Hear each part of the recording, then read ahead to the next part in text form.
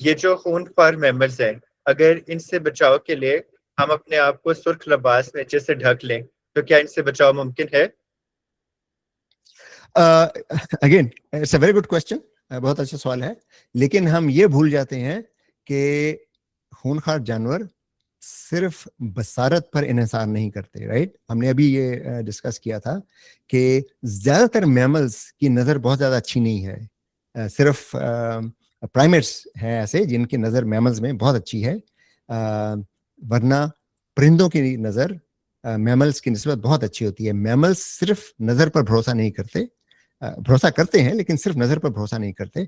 उसके अलावा मैमल्स में अक्सर की स्मेल की सेंस जो है वो इंसानों से कई गुना बेहतर होती है। आपको पता है, जिन लोगों ने कुत्ते पाल रखे हैं उन्हें बिल्कुल साफ अंदाजा है कि कुत्तों की सेंस ऑफ स्मेल इंसान से हजारों गुना बेहतर है। और वो इसलिए कि कुत्ते नजर पर इन्हिसार नहीं करते। कुत्ते ज्यादातर जो है वो शनाख्त करते हैं अपने मालिक की, अपने दोस्तों की, अपने कबीले की, शिकार की, दुश्मन की, खतरे की, वो ज्यादातर बू से करते हैं। आपने शायद कभी गौर किया हो कि बाज़ औक़ात कुत्ते मुंह ऊपर करके सूंघने की कोशिश कर रहे होते हैं, राइट? हमें कुछ नजर नहीं आता वहां पे। वो किस लिए? कि वहां पे कोई ऐसा केमिकल है जो कुत्ते डिटेक्ट कर सकते हैं, हम डिटेक्ट नहीं कर सकते। बाज़ औक़ात आपने वैसे यह है कि कुत्तों की जो ऑडिटरी रिस्पॉन्स है, रेंज है, यानी सुनने की रेंज है, वो भी इंसानों से मुख्तलिफ है। तो कुत्ते जो है वो इंफ्रारेड कुछ ऐसी सॉरी इंफ्रासाउंड आवाज़ें, यानी इंसान की सुनने की सलाहियत से कम की आवाज़ें वो भी सुन सकते हैं, कुछ अल्ट्रासाउंड भी सुन सकते हैं। या वट उनकी लेने से अलग हैं, उनमें भी वो जीन पाए जाते हैं जो ऑप्सिन के प्रोटीन बनाते हैं। और जब प्रोकैरियोट्स से यूकैरियोट्स का इर्तिका हुआ था, हमने पहले जो एक दो लेक्चर थे उसमें हमने प्रोकैरियोट्स से यूकैरियोट्स के इर्तिका की बात की थी। तो यूकैरियोट्स के पास भी वो ऑप्शन बनाने की जीन आए और वो प्रिजर्व्ड हैं अब तक। सिंगल सेलुलर जो यूकैरियोट्स हैं उनमें भी वो जीन्स पाए जाते हैं। उसके बाद फिर जब मल्टी सेलुलरिटी का आगाज हुआ तो मल्टी सेलुलरिटी में भी रोशनी से इंफॉर्मेशन लेने की अहमियत चूंकि बहुत ज्यादा थी, इसलिए ये जीन्स तमाम मल्टी सेलुलर एनिमल्स में पाए जाते हैं।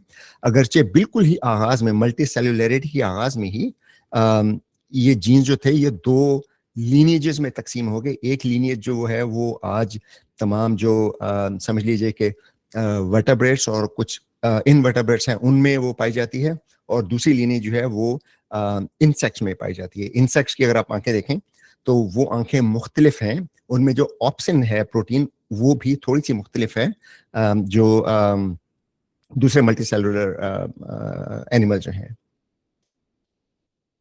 और जाहिर है कि फिर इनके जो जीन्स हैं बनाने वाले वो भी थोड़े से मुख्तलिफ होंगे, लेकिन उनमें होमोलॉजी पाई जाती है। होमोलॉजी का मतलब ये है कि वो स्ट्रक्चर बहुत ज्यादा सिमिलर है लेकिन 100% आइडेंटिकल नहीं है।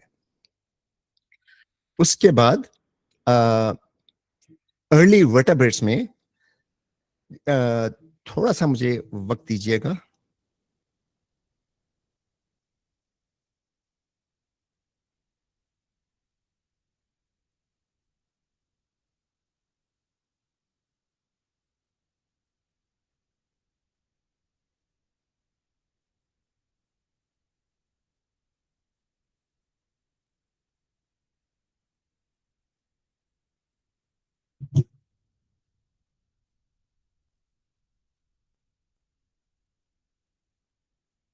मैं चाहता हूँ वो मैं अपने फोन को म्यूट करना भूल गया था, तो उस वजह से वो कॉल आ रही थी।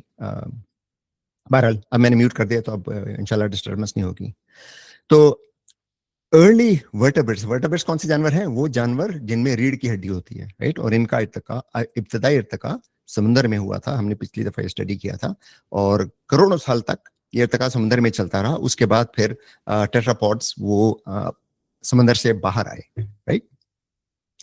तो बिल्कुल अर्ली जो वर्टेब्रेट्स का इर्तिका है उसमें इस जीन में ऑप्सिन बनाने का जो जीन था इसमें डुप्लीकेशंस हुई। और जीन डुप्लीकेशन में क्या होता है कि वही प्रोटीन फिर ज्यादा बनने लगती है, राइट? एक जीन की अगर 4 कापियां हों तो उसका मतलब कि वो जो जीन जो प्रोटीन बनता है वो 4 गुना उसकी बनने की रफ्तार बढ़ जाती है। लेकिन उसके बाद क्या होता है कि अगर वो जो डुप्लीकेट जीन है उसमें से एक जीन म्यूटेट हो जाए तो अब वो जीन स्लाइटली मुख्तलिफ प्रोटीन बनाने लगता है। तो ऑप्सिन्स में जो रंगों की तफरीक के लिए जो प्रोटीन मुख्तलिफ हैं, राइट, पिछली दफा बात की थी कि तमाम जो रेप्टाइल्स हैं उनमें 4 किस्म के कोन्स होते हैं उनकी आंखों में, यानी उनकी आंखों में 4 मुख्तलिफ किस्म की प्रोटीन्स बनती हैं जो मुख्तलिफ फ्रीक्वेंसी के फोटॉन्स के लिए सेंसिटिव होती हैं। इसलिए रेप्टाइल्स, जिनमें परिंदे भी शामिल है, परिंदे भी रेप्टाइल से इर्तिका पजीर हुए हैं, वो 4 मुख्तलिफ किस्म के बुनियादी रंग देख सकते हैं और इसके फिर कॉम्बिनेशन से लाखों करोड़ों कॉम्बिनेशन बनते हैं। तो ये 4 मुख्तलिफ प्रोटीन्स ये कम व बेश तमाम रेप्टाइल्स में और परिंदों में पाई जाती हैं।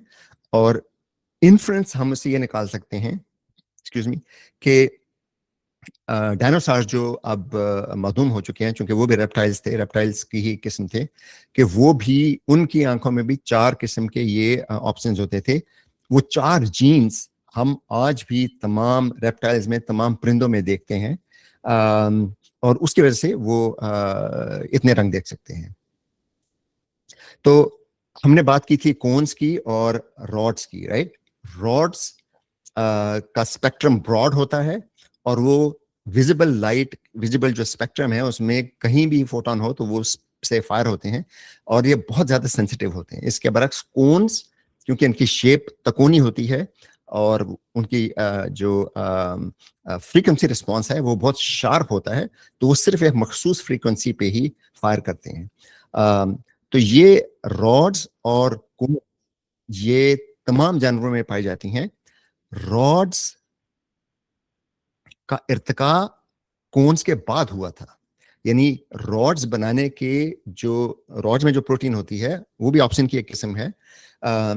वो प्रोटीन बाद में इवॉल्व हुई, रंगों की जो रंग पहचानने की सलाहियत थी वो पहले वजूद में आई।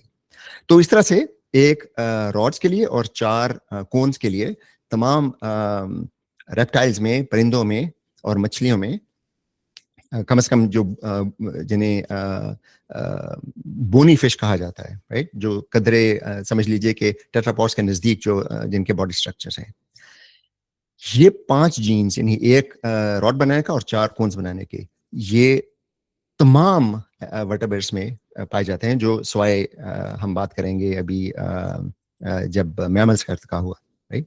तो ऑलमोस्ट तमाम वर्टेब्रेट्स माइनस मैमल्स, तमाम वर्टेब्रेट्स में ये 5 जीन पाए जाते हैं। तो उस एक्सटेंशन से हम ये कंक्लूड कर सकते हैं कि early tetrapods, right, early tetrapods में भी ये 4 किस्म की कोन्स और एक किस्म के रॉड बनाने के जीन्स थे। यही वजह है कि तमाम रेप्टाइल्स में और परिंदों में ये जीन अभी तक पाए जाते हैं। ये जो रॉड बनाने के जीन जो है ये तो सब में कॉमन है, मैमल्स में भी है, इंसानों में भी है, तो उसको हम अलग रखते हैं इसलिए कि उसमें ज्यादा तब्दीली नहीं हुई। कोन्स बनाने के जो जीन्स हैं उनके नाम साइंसदानों ने रख छोड़े हैं, SWS1, SWS2, RH और LWS, राइट। तो ये ज़हन में रखिए कि मैमल्स के इर्तिका से पहले ये 4 रंगों की तफरीक करने वाले यानी कोन बनाने के स्ट्रक्चर के जीन्स हैं ये।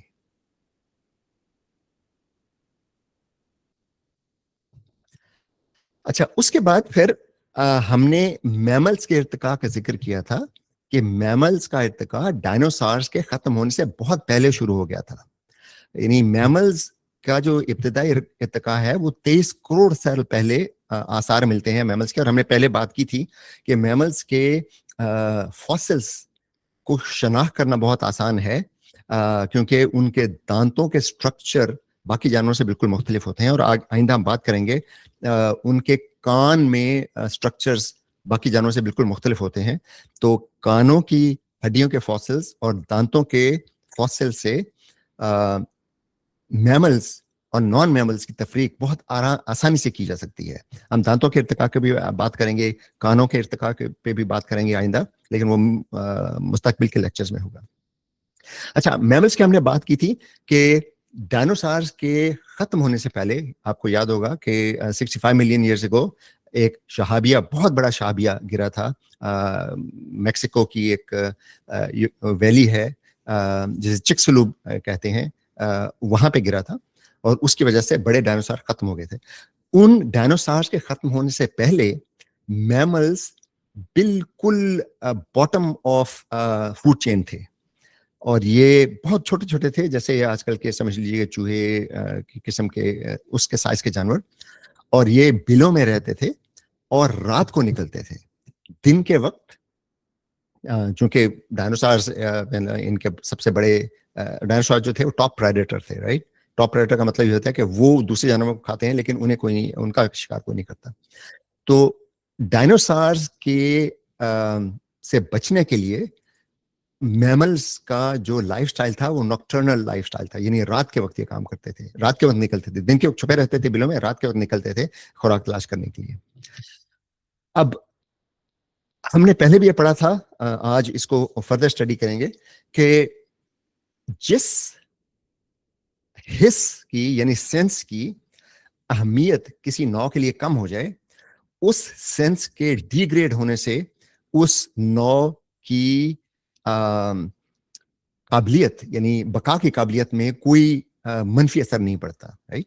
इसलिए जो हिस्सियात अहम ना हो वो अमूमन बहुत जल्द डिग्रेड होने लगती हैं। तो मैमल्स चूंकि रात के वक्त यानी करोड़ों साल तक ये सिर्फ रात के वक्त निकलते थे, इसलिए रोशनी इनके लिए इतनी अहम नहीं रही थी। कम रोशनी में देखना इनके लिए ज्यादा अहम था। इसलिए क्या हुआ कि कोन्स बनाने के जो 4 जीन थे उसमें से 2 जीन नाकारा हो गए और ये ट्रांजिशन नॉन मैमल से मैमल में यानी बहुत आसानी से देखिए। जब उनके जीन्स का हम मुआवजा करते हैं, जीन्स पे याद रखिए कि जीन्स सिर्फ जो लिविंग स्पीशीज हैं उनको हम स्टडी कर सकते हैं, राइट। जो फॉसिल्स हैं वो ऑब्वियसली जो पहले जानवर थे मादूम हो चुके हैं, अब उनको हम स्टडी करते हैं फॉसिल से। लेकिन जीन्स जो है वो फॉसिलाइज नहीं होते, डीएनए जो है फॉसिलाइज नहीं होता, क्योंकि बहुत ये तो ज़ाहिर बहुत छोटा है, यानी इसके लिए आप माइक्रोस्कोप से भी नहीं देख सकते। उसके लिए खास मॉलिक्यूलर टेक्निक्स होती हैं इसको आइडेंटिफाई करने के लिए। और दूसरी है कि ये फ्रैजिल मॉलिक्यूल, बहुत बड़ा मॉलिक्यूल होता है और बड़े मॉलिक्यूल आमतौर पर फ्रैजिल होते हैं कि वो आसानी से टूट जाते हैं। तो ये जीन्स या डीएनए फॉसिलाइज नहीं होता। तो जब जीन्स की हम या डीएनए की बात करते हैं तो हमेशा लिविंग ऑर्गेनिजम्स के डीएनए के कंपैरिजन की बात करते हैं। तो नॉन मैमल्स और मैमल्स के डीएनए में ये वाज़ेह फर्क है कि तमाम मैमल्स में उन 4 में से 2 जीन्स नाकारा हो चुके हैं। और ये नकारा होने की एक बड़ी इंटरेस्टिंग ये चीज है कि वो जीन्स अब चूंकि हमें हमारे पास मॉलिक्यूलर टूल्स हैं, हम वो जीन्स अक्सर मैमल्स के डीएनए में आज भी देख सकते हैं। ये SW2 और RH जीन फंक्शनैलिटी ये खत्म हो गई, लेकिन वो जीन्स आज भी मौजूद है, लेकिन वो नाकारा है, उनमें जगह जगह म्यूटेशन है। वो अब इस कदर नाकारा हो चुके हैं कि वो अब प्रोटीन बनाने के काबिल नहीं रहे, राइट। लेकिन वो अब भी मौजूद हैं उनके डीएनए में। और चूंकि हमें सीक्वेंस का पता है कि जो नॉन मैमल्स हैं उनमें SWS2 जीन की सीक्वेंस क्या है, यानी उसमें जो न्यूक्लियोटाइड की सीक्वेंस है वो क्या है, तो वो सीक्वेंस हमें मैमल्स के डीएनए भी मिलती है, लेकिन उसमें जगह जगह म्यूटेशन है। और ये म्यूटेशन क्यूमुलेटिव है, यानी हम इस म्यूटेशन से भी, हमने पिछले दफा बात की थी एक इवोल्यूशनरी ट्री बनाने की, इन म्यूटेशंस को देख के भी हम एक इवोल्यूशनरी ट्री बना सकते हैं जिसमें हम देख सकते हैं कि मैमल्स का इर्तिका कैसे हुआ। बहरहाल वो एक अलग बात है, उसमें कभी बाद में मौका मिला तो बात करेंगे। तो 2 कोन्स बनाने के जीन्स आया हो कि 2 रह गए, राइट। इसलिए अक्सर मैमल्स में जैसे आप कुत्ता, बिल्ली, गाय, हिरन, इनकी बात करें, ये लोग रंगों में सब्ज रंग देख सकते हैं, नीला रंग देख सकते हैं, लेकिन सुर्ख रंग नहीं देख सकते। आपने अक्सर देखा होगा कि स्पेन में जो बुल फाइटिंग होती है उसमें जो वो है मेटाडोर जिसे कहते हैं, जो बुल फाइटिंग करता है, वो सुर्ख रंग का कपड़ा इस्तेमाल करके बैल को एक्साइट करता है, राइट। इंटरेस्टिंग बात यह है कि बैल सुर्ख रंग नहीं देख सकता, ये अब हम जानते हैं सुर्ख रंग नहीं देख सकता, वो मेटाडोर की हरकत से एक्साइट होता है, रंग से एक्साइट नहीं होता। तो बात जो मैं कर रहा था कि ये मैमल्स में ये वो तमाम जीन मौजूद हैं, प्राइमेट्स में कदरे कम है, उसकी भी वजह की हम बात करेंगे। प्राइमेट्स में ये जीन बहुत ज़्यादा और ज़्यादा डिप्रेस हो चुके हैं, और ज़्यादा यानी इनमें फर्दर म्यूटेशन हो चुकी हैं, मतलब जैसे है ना कि घुल के ऑलमोस्ट ज़ाया हो चुके हैं ये। प्राइमेट्स की जब बात करेंगे तो हम इस पे और थोड़ा तफसील से बात करेंगे। तो इंसानों में SWS2 जीन की बाकियात भी नहीं मिलती अब, वो बिल्कुल खत्म हो चुकी हैं, लेकिन RH की बाकियात अभी भी इंसानों और हमारे जो करीबी इर्तिकाई कजन हैं उनमें पाई जाती हैं। इसके बदले मैमल्स में रॉड्स आंखों में बहुत ज्यादा पैदा हुई, यानी कोन्स कम हो गई, 4 से 2 हो गई, और कोन्स की कॉन्सेंट्रेशन भी कम हो गई। वो सिर्फ एक फोविया, एक आंख में, पिछले दफा हमने आंख के स्ट्रक्चर की शायद बात की थी कि आंख में एक फोविया होता है, बहुत छोटी सी जगह है जिसमें कोन्स बहुत ज्यादा तादाद में होती हैं, बाकी जगह पे रॉड्स होती हैं। तो मैमल्स में रॉड्स की तादाद आंखों में बहुत ज्यादा है, कोन्स की तादाद कम हो गई और 2 कोन्स खत्म हो गई। तो इट मेक सेंस, क्योंकि मैमल्स रात के वक्त निकलते थे तो कम रोशनी की सेंसिटिविटी उनके लिए बहुत ज्यादा अहम थी ताकि वो थोड़ा बहुत देख सकें। तो ज्यादातर मैमल जो हैं वो बहुत कम रोशनी में देखने के काबिल हैं। खास तौर पे आपको पता है कि बिल्ली, शेर, ये जानवर जो हैं ये बहुत कम रोशनी में भी देख सकते हैं। इंसानों में और बाकी प्राइमेट्स में ये एबिलिटी कुछ कम हो गई है, यानी इंसानों की और प्राइमेट्स जो हैं, ये जो हमारे करीबी कजन हैं, उनमें रॉड्स की तादाद कदरे कम हो गई है, बाकी मैमल्स में रॉड्स की तादाद ज्यादा है और उसकी वजह भी इर्तिकाई है, उस पर अभी बात करेंगे हम। तो मैमल्स में जो इर्तिकाई प्रेशर था वो रात का वक्त नहीं निकलने का था, इसलिए रंगों की अहमियत कम थी, कम रोशनी में देखने की अहमियत ज्यादा थी और सुनने की अहमियत ज्यादा थी। तो अगले लेक्चर में हम कान के इर्तिका पर बात करेंगे, तो हम ये देखेंगे कि मैमल्स में कान का जो स्ट्रक्चर है वो बहुत ज्यादा सोफिस्टिकेटेड है नॉन मैमल्स की निस्बत, राइट। उस पर हम बाद में बात करेंगे। तो प्राइमेट्स एक ऐसे जानवर थे मैमल्स में जिनका लाइफस्टाइल, यानी अब हम इंसानों की बात नहीं कर रहे, लेकिन इंसानों से बहुत पहले, यानी करोड़ों साल पहले प्राइमेट्स की लीनिएज, जिससे फिर ग्रेट एप्स का इर्तिका हुआ और इंसानों का इर्तिका हुआ, वो प्राइमेट्स, उनका लाइफस्टाइल क्या था? उनका लाइफस्टाइल था दरख्तों पे रहने का। और ये प्राइमेट्स की जब हम बात करते हैं तो इनका इर्तिका डायनासोर्स के खात्मे के बहुत बाद हुआ, यानी जो प्रेशर था मैमल्स पे रात के वक्त बाहर निकलने का, दिन के वक्त छुपे रहने का, वो डायनासोर्स के मादूम होने के बाद वो खत्म हो गया, राइट। तो उसके बाद मैमल्स ने प्रोलिफरेट किया और मैमल जो थे वो डोमिनेंट स्पीशीज बन गए, दिन के वक्त बाहर निकलते थे। और उनमें फिर जो प्राइमेट्स थे उनका लाइफस्टाइल जो था वो दरख्तों में रहने का था। दरख्तों पे रहने के लिए सुर्ख रंग की तमीज बहुत अहम है। वो किस लिए? कि हमें पता है कि फल जब कच्चा होता है तो वो सब्ज होता है, लेकिन जब पक जाता है तो उसका रंग सुर्ख हो जाता है, राइट।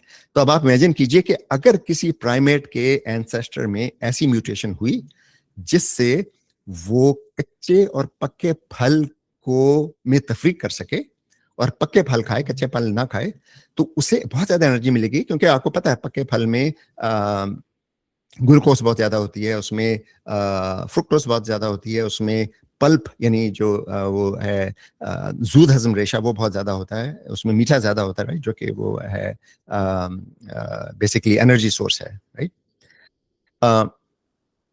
तो प्राइमेट्स पे इर्तिकाई प्रेशर क्या था? फलों में तफरीक करने का। तो प्राइमेट्स में एक ऐसी म्यूटेशन हुई कि जो ग्रीन रंग की जो कोन्स थी, जो ग्रीन कोन बनाने के जो जीन थे उसमें डुप्लीकेशन हुई, और डुप्लीकेशन के बाद उसमें फर्दर म्यूटेशन हुई, जिससे कुछ प्रोटीन जो बनती थी उनका जो सेंटर था फ्रीक्वेंसी का, वो थोड़ा सा लो फ्रीक्वेंसी की तरफ शिफ्ट हो गया, जिससे अब प्राइमेट्स में 3 कोन्स बनती हैं। याद रखिए कि वर्टेब्रेट का जब शुरू में इर्तिका हुआ 4 कोन्स बनती थी, राइट। जब वो जमीन पे आए, टेट्रापॉड्स जब बने, तो उसमें से वो चार किस्म की कोन्स थी। फिर जब मैमल्स का इर्तिका हुआ तो वो 2 कोन्स आया हो गई, सिर्फ 2 कोन्स रह गई।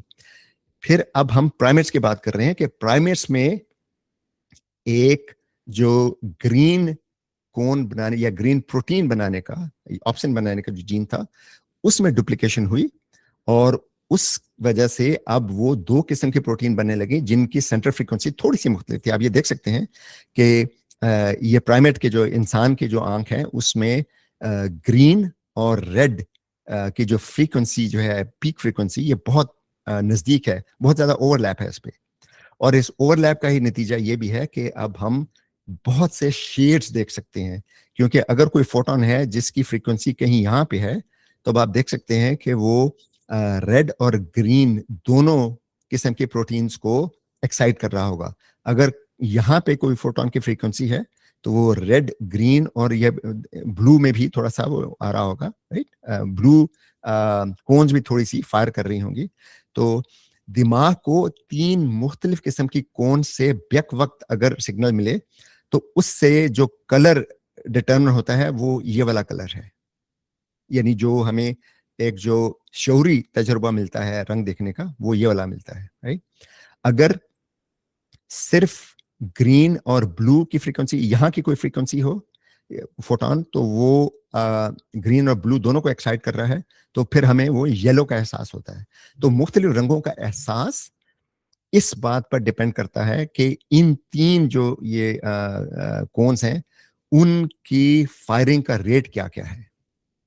और आपको अगर ये जो कंप्यूटर के स्क्रीन डिस्प्ले होते हैं इनका अगर थोड़ा बहुत इल्म हो तो कलर इसमें कैसे बनता है, इसमें भी कलर बुनियादी तौर पर 3 फिल्टर होते हैं, रेड, ब्लू, ग्रीन, और उनकी पीक फ्रीक्वेंसी बिल्कुल यही होती है, जो क्योंकि वो इंसानी आंख के लिए डिजाइन किए गए हैं।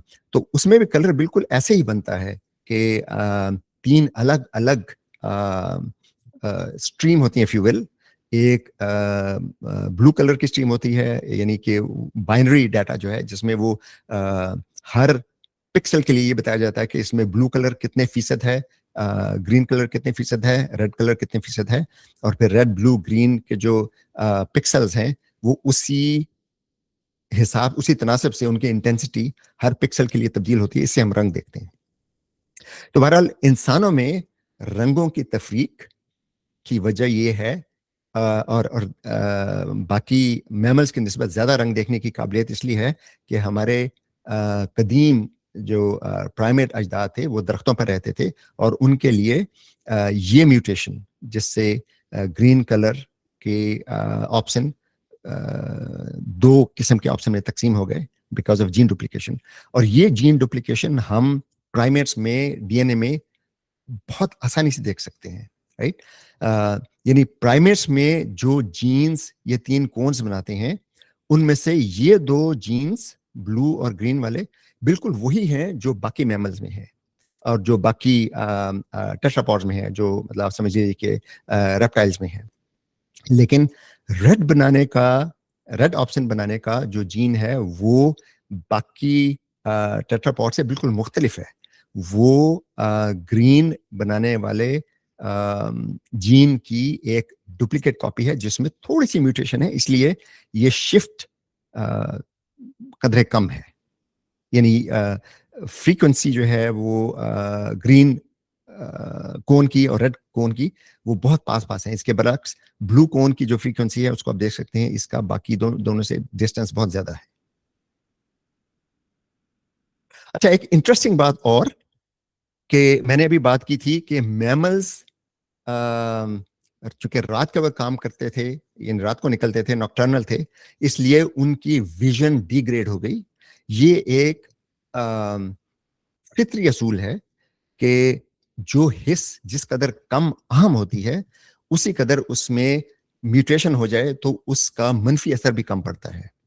तो ये हम बार बार देखते हैं कि जो अनवा गारों में रहती है, अंधेरे गारों में, अब मछलियां हैं और सैलेमेंडर्स हैं, कीड़े मकोड़े हैं, जिनके बारे में हम जानते हैं कि वो हजारों सालों से, बाज ऐसे अनवा हैं जो लाखों सालों से मुसलसल अंधेरी गारों में रहते हैं, वहीं रिप्रोड्यूस करते हैं, वहीं मरते हैं, वहीं खाते पीते हैं, राइट। और वो वहां पहुंचते कैसे हैं कि आपको पता है कि हम जिसे गार समझते हैं वो माजी में पानी के फ्लो से बने थे या लावा के फ्लो से बने थे या किसी वजह से बने थे।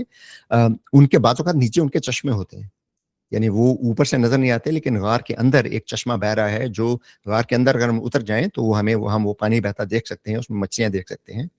तो अब किसी जमाने में अगर पास कोई नदी है, दरिया है, उसमें सैलाब आया, सैलाब से गार में भी पानी गया, उसके साथ बहुत सारी मछलियां और सैलेमेंडर और कीड़े मकोड़े और जो भी हैं वो उस गार के अंदर पहुंच गए। अब वो निकल नहीं सकते वहां से, फिर पानी जो सैलाब का पानी था वो आहिस्ता आहिस्ता खत्म हो गया, लेकिन वो जो नीचे चश्मा है वो अभी तक चल रहा है, राइट। तो अब मछलियां उस पानी में लाखों सालों से रिप्रोड्यूस कर रही हैं। अब उस अंधेरी गार में उनकी आंखें बिल्कुल नाकारा हैं, उनकी आंखों का कोई फायदा नहीं होने। तो अब क्या होगा कि कोई ऐसी म्यूटेशन हुई जिस वजह से उनकी आंखों ने काम करना छोड़ दिया, तो वो म्यूटेशन उसके जीन पूल से नहीं निकल पाएगी, इसलिए कि कोई उनका मनफी असर नहीं हो रहा। इंटरेस्टिंग बात यह है कि ऐसी म्यूटेशन का मुस्बत असर होता है, क्योंकि फर्ज कीजिए कि किसी मछली की आंखें नहीं है, राइट, और माहौल ऐसा है कि आंखों के ना होने से उसे कोई मनफी असर नहीं पड़ता, लेकिन अब आंखों का सिग्नल प्रोसेस करने का जो दिमाग में स्ट्रक्चर है वो तो भी है मौजूद। और आपको पता है कि दिमाग प्लास्टिक होता है, वो अगर एक हिस्स, जैसे आपने नाबीना अफराद को देखा होगा कि उनके अगर देखने की हिस्स खत्म हो जाए तो उनके छूने की हिस्स, सूंघने की हिस्स, सुनने की हिस्स बहुत ज्यादा तेज हो जाती है, और वो इस तरह से वो ऑगमेंट करते हैं अपने देखने की हिस्स को, राइट। तो इसलिए होता है कि दिमाग के जो हिस्से रोशनी की प्रोसेसिंग के लिए, यानी आंखों के सिग्नल के प्रोसेसिंग के लिए स्पेसिफाइड होते हैं, वो फिर आहिस्ता आहिस्ता दूसरी हिस्सियात की प्रोसेसिंग करने लगते हैं। कभी हम न्यूरो साइंस पर बात करेंगे तो इस पर हम मजीद बात करेंगे कि ये न्यूरोप्लास्टिसिटी कैसे होती है और न्यूरोप्लास्टिसिटी का इर्तिका कैसे हुआ। तो बहरहाल जो यहाँ पे बात अहम है वो ये है कि जब ये मछलियां, इनके अजदाद किसी म्यूटेशन की वजह से आंखें इनकी काम करना छोड़ दिया, तो अब दिमाग में वो जो हिस्सा था जो विजन के प्रोसेसिंग करता था, उसको दूसरी हिस्सियात प्रोसेस करने का टाइम मिल गया। तो अंधेरे में आंखें तो उनकी वैसे ही बेकार थीं, लेकिन अब आंखों के ज़ाय हो जाने की वजह से अब वो जो उनके छूने के हिस्से है या बाज़ औक़ात इनमें इलेक्ट्रिक सेंस आ जाती है कि यानी वो इलेक्ट्रिसिटी को सेंस कर सकती हैं, या आवाज़ जो इधर उधर के जो कीड़े मकोड़े हैं, और उसके अलावा फिर स्मेल, यानी पानी में स्मेल, हम आमतौर पे ये कहते हैं जी कि स्मेल हवा में होती है, लेकिन स्मेल का एक्चुअल प्रोसेस है वो पानी से इर्तिका हुआ है उसका, राइट। उस पर हम बात करेंगे, कान का इर्तिका कैसे हुआ, स्मेल का इर्तिका कैसे हुआ, जायका छूने, ये जो जायके की हिस्सा इसका इर्तिका कैसे हुआ। इट टर्न्स आउट कि जायके की हिस्स और सूंघने के हिस्स, इनका बहुत गहरा बुनियादी ताल्लुक है, क्योंकि दोनों केमिकल डिटेक्ट करते हैं। तो इन मछलियों में वो केमिकल डिटेक्ट करने की सलाहियत बहुत ज्यादा बढ़ गई, जो उनके लिए फायदेमंद थी। तो बॉटम लाइन क्या हुई कि इन मछलियों में आंखें जाया होने का नुकसान नहीं हुआ, बल्कि फायदा हुआ कि उनकी दूसरी हिस्सियात जो है अब ज्यादा शार्प हो गई। उसका नतीजा क्या हुआ कि नाबीना मछलियों को अब एक एवोल्यूशनरी एडवांटेज था, और हजारों सालों की स्केल पर, यानी ये लाखों साल की भी बात नहीं है, हजारों सालों की स्केल पर तमाम की तमाम मछलियां वहां पे अब नाबीना होती हैं। उसके अलावा हम जब इन मछलियों को इनके एम्ब्रियोज को देखते हैं, अब चूंकि हम उनके मछलियों को निकाल के हम लेबोरेटरी में ला सकते हैं, उनके जो पूरा तौलीदी प्रोसेस को देख सकते हैं, उनके एम्ब्रियो को देख सकते हैं, तो एम्ब्रियोनिक स्टेज पर हम देख सकते हैं कि उनकी आंखें बनती हैं। कुछ मछलियां ऐसी हैं जिनमें अभी तक आंखें मौजूद हैं लेकिन उनके ऊपर एक गलाफ बन चुका है। कुछ मछलियां ऐसी हैं जिनमें आंखों के पीछे नर्व्स जाया हो चुकी हैं। कुछ मछलियां ऐसी हैं, ये अनवा की बात कर रहा हूं, कुछ अनवा ऐसी हैं जिनमें आंखों के पीछे नर्व्स अभी तक बाकी हैं और उन पे अगर रोशनी डाली जाए तो फायर भी करती हैं। तो मुख्तलिफ स्टेजेस हैं जो मुख्तलिफ अनवा में पाई जाती हैं। और बॉटम लाइन यही है कि अगर कोई ऐसी हादसा 2000-3000 साल पहले हुआ था कि मछली वहां पे किसी सैलाब की वजह से आ गई, तो अभी इर्तिकाई प्रोसेस में इतना वक्त नहीं हुआ कि वो जो सारे फीचर्स हैं वो ज़ाया, क्योंकि ये मतलब रैंडम प्रोसेस है म्यूटेशन का, राइट। म्यूटेशन अगर ऐसी हुई कि आंखें ज़ाया हो गई तो उसके पीछे जो एडवांटेजेस होंगे वो उनको अगली नस्ल में मुंतकिल होंगे। तो ये एक हज़ारों लाखों नस्लों का ये एक प्रोसेस होता है, राइट। तो हम मुख्तलिफ स्टेजेस पे ये प्रोसेस आज भी देख सकते हैं। एम्ब्रियोनिक स्टेज में हम देख सकते हैं कि उनकी आंखें बनती हैं और फिर ज़ाया हो जाती हैं। जैसे हमने पहले इंसान के या जो प्राइमेट्स हैं इनके एम्ब्रियोनिक स्टेज पे बात की थी कि इनके गिल स्लिट्स बनती हैं, जो मछलियों में, जैसे आप ये मछलियों में देखें ना, ये गिल्स होते हैं। इंसान के एम्ब्रियो में भी शुरू में पहले चंद हफ्तों में गिल स्लिट्स बनती हैं, वो बाद में फिर वो खत्म हो जाती हैं और वो मुख्तलिफ तौर पर फिर वो रीपर्पज हो जाती हैं, राइट। तो ये हम इन मछलियों के एम्ब्रियोज में देख सकते हैं कि वो आंखें बन रही हैं, उनके पीछे जो ऑप्टिक नर्व है और ऑप्टिक काइज़म है, यानी वो दिमाग तक जो जाते हैं, वो सब स्ट्रक्चर बनता है और फिर ज़ाया हो जाता है। और उनके जीन्स में भी हम ये वो म्यूटेशन देख सकते हैं कि कौन कौन से जीन्स में क्या क्या म्यूटेशन हुई।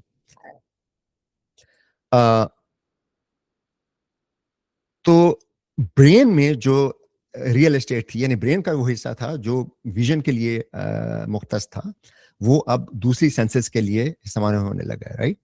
अच्छा, उसके अलावा एक और इंटरेस्टिंग बात यह है कि आप किसी भी दुनिया में किसी भी जगह केव डेवलपर्स का मतलब जो हजारों सालों से अंधेरी गारों में रह रहे हैं, उनको देखें तो उनकी स्किन का पिगमेंट भी खत्म हो जाता है।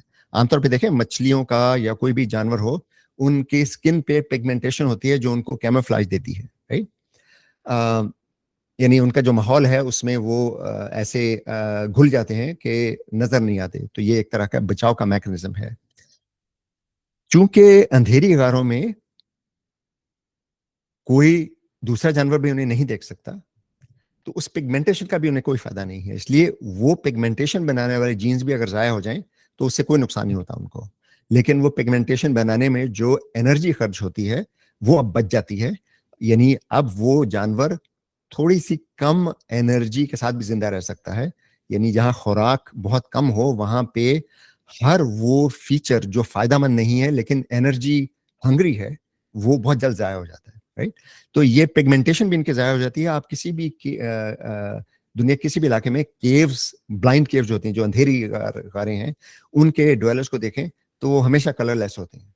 उनके पिगमेंटेशन का रंग वही होता है जो उनकी जिल्द का रंग होता है, यानी जो उनके नीचे के टिश्यू का रंग होता है। अच्छा, थोड़ी सी हम बात करते हैं न्यूरो साइंस पे कि ये बहुत बड़ा टॉपिक है। इस पे पूरा एक लेक्चर सीरीज बनाई जा सकती है कि विजन की प्रोसेसिंग कैसे होती है। अभी तक हमने सिर्फ आंखों की और पिगमेंटेशन की बात की थी, लेकिन आंखें जो है वो तो सिर्फ एक कैमरा है, वो तो सिर्फ इमेज कैप्चर करता है, राइट। इमेज कैप्चर करने के बाद उसका एहसास हमें शऊरी तौर पर कैसे होता है, अब ये बाकी तमाम जानवरों में भी ऐसे होता है, लेकिन हम बात करेंगे इंसानों की, इसलिए कि वो इंसानों की विजन जो है वो एक तो ज्यादा एडवांस्ड है, सोफिस्टिकेटेड है, दूसरे हमें ज्यादा दिलचस्पी इंसानों में होती है, राइट। दिलचस्प बात यह है कि आपको पता है कि इंसानी दिमाग के दो हिस्से होते हैं, राइट हेमिस्फीयर और लेफ्ट हेमिस्फीयर। और ये एक हिस्टोरिकल एक फैक्ट है, तमाम जानवरों में ऐसा ही होता है कि लेफ्ट हेमिस्फीयर जिस्म के दाएं हिस्से को कंट्रोल करता है और दाएं हिस्से के सेंसेशन को प्रोसेस करता है, और दाएं हेमिस्फीयर जिस्म के बाएं हिस्से को प्रोसेस करता है। आंखों में ये हाँ बात यह है कि ऐसा नहीं है कि दाईं आंख का जो सिग्नल है वो बाएं दिमाग की तरफ जाए और बाईं आंख का सिग्नल दाएं दिमाग की तरफ जाए। दोनों आंखों में अलग अलग हिस्से होते हैं। हर आंख में पर्दा बसारे के दो हिस्से होते हैं, एक दाएं हिस्सा और एक बायां हिस्सा। और जो दाएं हिस्से के जो सेंसर्स हैं, उनसे जो नर्व निकलती हैं वो बाएं दिमाग की तरफ जाती हैं, और बाएं हिस्से की जो नर्व्स हैं वो दाईं तरफ जाती हैं, राइट। यानी हर आंख का जो सिग्नल पैदा होता है उसका आधा हिस्सा दाएं दिमाग की तरफ जाता है, आधा हिस्सा बाएं दिमाग की तरफ जाता है। ये एक बहुत अहम चीज है विजन की प्रोसेसिंग में याद रखने के लिए। और यही है कि अगर खुदा न खास्ता किसी शख्स की एक आंख जाया हो जाए, तब भी उसको पूरे का पूरा सीन नजर आता है। ऐसा नहीं होता कि उसको दाईं तरफ का नजर आना बंद हो जाए, सिर्फ बाईं तरफ का नजर आए, या वाइस वर्सा। लेकिन एक दिलचस्प बात यह है कि जब दिमाग में सिग्नल्स की प्रोसेसिंग होती है, उसके बाद एक दिमाग के दाएं और बाएं हिस्से के दरमियान कनेक्शन होते हैं, जिसे कॉर्पस क्लोसम कहा जाता है। उस हिस्से के थ्रू दोनों साइड्स एक दूसरे से कम्युनिकेट करती हैं, और हमें जो शऊरी तजुर्बा मिलता है वो एक पूरे का पूरा मुकम्मल हिस्सी तजुर्बा मिलता है, जिसमें बसारत की ज्यादा अहमियत होती है, राइट। तो बहरहाल जो दिमाग आंखों से जो सिग्नल जाता है, ये ऑप्टिक नर्व, रेटिना से जो ऑप्टिक नर्व जाती है, वो ये एक और बहुत दिलचस्प बात है कि उस स्ट्रीम के दो हिस्से बनते हैं। एक हिस्सा तो विजुअल कॉर्टेक्स को जाता है, जो दिमाग का पिछला हिस्सा है, ऑक्सीपिटल लोब, राइट, जिस जहां पे विजन की प्रोसेसिंग होती है। लेकिन एक हिस्सा आंखों से सिग्नल जो आ रहा है उसका एक हिस्सा दिमाग के उन हिस्सों में जाता है जहां पे स्पेशल प्रोसेसिंग होती है। यानी वहां पे ये प्रोसेसिंग होती है कि कोई चीज स्पेस में कहां पर मौजूद है, राइट। और फिर जब विजुअल प्रोसेसिंग होती है तो उससे मुख्तलिफ फीचर एक्सट्रैक्ट किए जाते हैं, जिससे फिर ये जो चीज क्या है इसकी पहचान होती है, जो व्हाट कहते हैं, और हाउ, दोनों मुख्तलिफ चीजें जो आपस में इंटरेक्ट कैसे कर रही हैं, ये सब कुछ जो है ये दिमाग के इस हिस्से में होता है। फिर वो तमाम सिग्नल जाकर इंटीग्रेट होते हैं और हमें एक मुकम्मल हिस्सी तजुर्बा मिलता है। अब दिलचस्प बात इसमें यह है कि बाज़ औक़ात ऐसा होता है कि किसी को अगर खुदा न खास्ता स्ट्रोक हो जाए और स्ट्रोक इस हिस्से में हो, तो उस शख्स की बसारत खत्म हो जाती है, यानी वो शख्स जो है नाबीना हो जाता है, राइट। अब उस शख्स की ऐसा ऐसा शख्स जिसकी बसारत स्ट्रोक की वजह से खत्म हो जाए, उसकी आंखें काम कर रही हैं, वो सिग्नल भेज रही हैं, लेकिन सिग्नल प्रोसेसिंग अब बंद हो चुकी है, राइट। दिलचस्प बात यह है कि उसका ये जो वेयर वाला सिग्नल है या पाथ है, ये अभी भी काम कर रहा होता है। तो ऐसे लोग मौजूद हैं जो बिल्कुल नाबीना हैं, जो देख नहीं सकते। अगर आप उनको एक ये क्लासिक तजुर्बा है जो ऐसे मरीजों पर किया जाता है कि आपको याद होगा कि अब तो खैर खत पोस्ट करने का रवाज खत्म हो गया है। किसी जमाने में लेटर बॉक्सेस होते थे, राइट। लेटर बॉक्स में एक हॉरिजॉन्टल स्लिट होती थी, आप खत उसके अंदर डालते थे और वो फिर वहां पे डाकिया निकाल के दिन में एक दफा दो दफा वो फिर डाक लेके जाता था, राइट।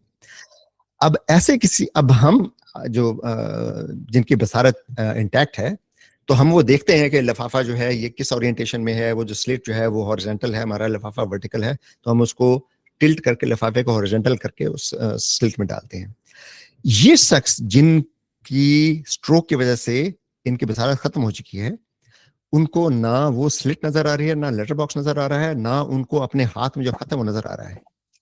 अब उनको अगर वो खत दिया जाए, उनको वर्टिकल करके पकड़ाया जाए और उन्हें कहा जाए कि आप ये जो सामने स्लिट है इसमें ये खत डाल दें, उनको ना स्लिट नजर आ रही है, ना अपने हाथ का खत नजर आ रहा है, लेकिन वो वर्टिकल जो खत है उसको स्लिट में डालेंगे तो हाथ को पहले हॉरिजॉन्टल करेंगे और स्लिट में डाल देंगे।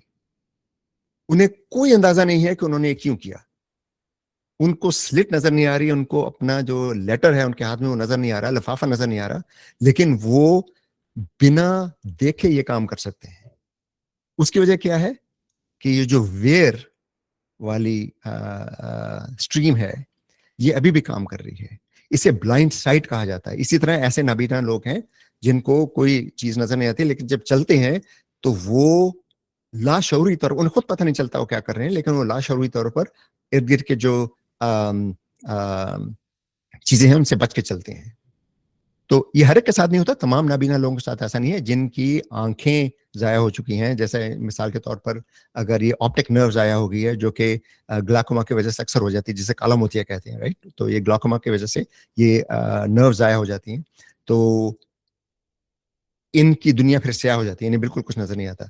तो उन लोगों में ब्लाइंड साइड नहीं होती। लेकिन जिन लोगों को स्ट्रोक की वजह, और खासतौर पर इस इलाके में स्ट्रोक की वजह से अगर उनकी बसारत चली गई है, तो फिर वो ब्लाइंड साइट जो है वो उनकी यानी तजुर्बे में वो देखी जा सकती है। Excuse me. तो बहरहाल ये बहुत बड़ा वसी मौजू है। अगर मौका मिला इंशाल्लाह तो कभी एक पूरी सीरीज बनाएंगे न्यूरो साइंस पे, जिसमें हम ये जो इर्तिका है, न्यूरॉन्स का इर्तिका, उसके बाद जो न्यूरॉन्स के बंडल्स होते हैं उनका इर्तिका, उसके बाद वो बंडल्स इकट्ठे कैसे हुए, ब्रेन का इर्तिका, इंसान के ब्रेन में हम इर्तिकाई स्टेजेस कैसे देख सकते हैं, इंसान के जो ब्रेन के मुख्तलिफ हिस्से हैं, जैसे ये जो ब्रेन स्टेम है और उसके बाद ये मडुला है, पॉन्स है, ये जो हिस्से हैं ये बहुत पुराने हैं इर्तिकाई तौर पर, ये हर वर्टेब्रेट में पाए जाते हैं। और इनके जो स्ट्रक्चर हैं वो 100% प्रिजर्व्ड है। मिसाल के तौर पे ये जो हमारी काबिलियत है जिस्म में टेम्परेचर कंट्रोल करने की, राइट, तमाम मैमल्स में ये सिस्टम बिल्कुल एक तरह से काम करता है, और इसका कंट्रोल यहाँ पे कहीं होता है ब्रेन स्टेम में। और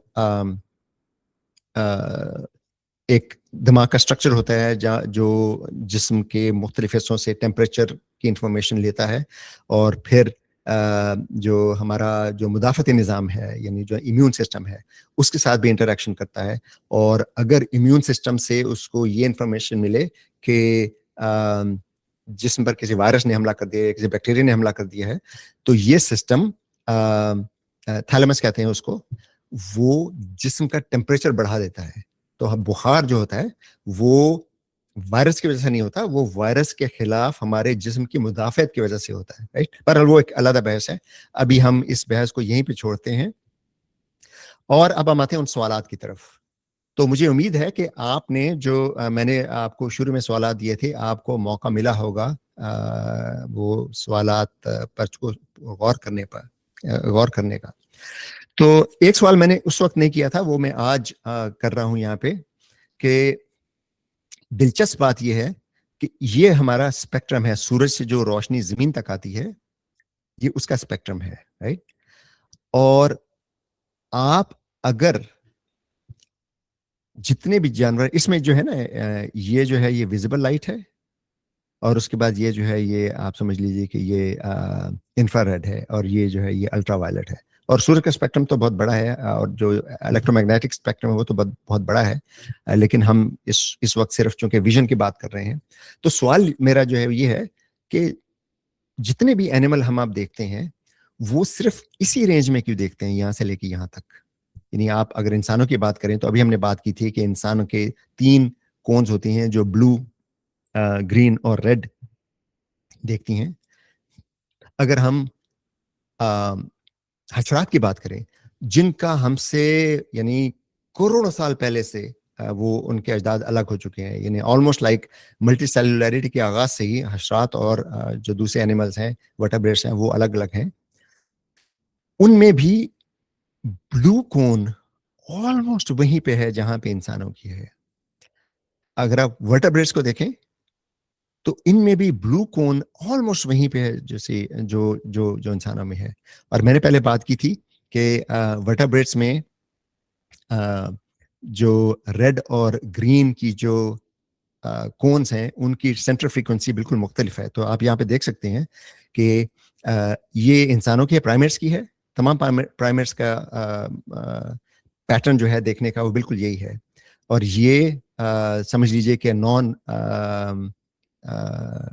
मैमल्स की है, जिसमें आप समझ लीजिए कि मछलियां भी हैं, और उसमें तमाम टेट्रापॉड्स और एम्फीबियंस और रेप्टाइल्स, राइट।